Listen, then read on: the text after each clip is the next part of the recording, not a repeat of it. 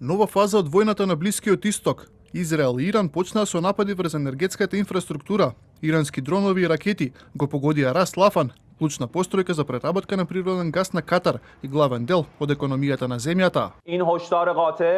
Го предупредивме непријателот дека направивте голема грешка со нападот врз енергетската инфраструктура на Иран. Ако тоа се повтори, следните напади врз вашата енергетска инфраструктура и она на вашите сојузници нема да престанат се до нивно целосно уништување.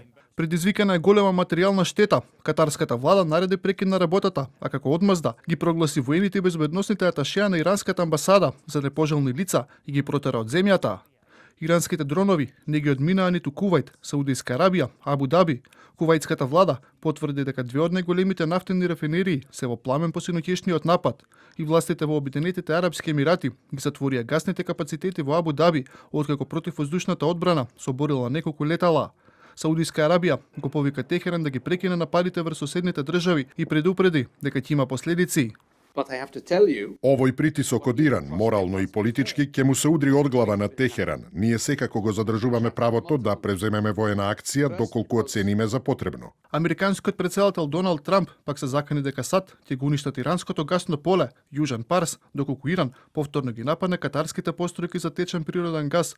Според Трамп, Израел не ги известиле САД за нападите врз енергетските постројки на Иран и дека Катар немал никаква улога во нападот. Нема да има повеќе напади од Израел во врска со ова исклучително важно и вредно поле, Јужен Парс, освен ако Иран не одлучи неразумно да нападне многу невина земја, во овој случај Катар. Во тој случај, Соединетите Американски држави со или без помош или согласност од Израел, масовно ќе го уништат целото гасно поле Јужен Парс со сила и моќ какви што Иран никогаш досега не видел или доживеал. А еден од сојузниците на Америка на Блискиот Исток, Оман, им порача на САД дека изгубиле контролата и дека најпаметно е војната веднаш да заврши. Неколку дена откако почна судирот, оманскиот шеф на дипломатијата, кој беше посредник на последната рунда преговори, изјави дека е збунет од нападот врз Иран со оглед на тоа дека Техеран ги прифатил сите барања на американските представници. Беше шок, но не изненадување кога на 28 февруари, само неколку часа по најновите и најсуштинските разговори, Израел и Америка повторно започнаа незаконски воен напад врз мирот што накратко изгледаше навистина можен. Најголемата грешка на американската администрација беше тоа што си дозволи да биде вовлечена во оваа војна.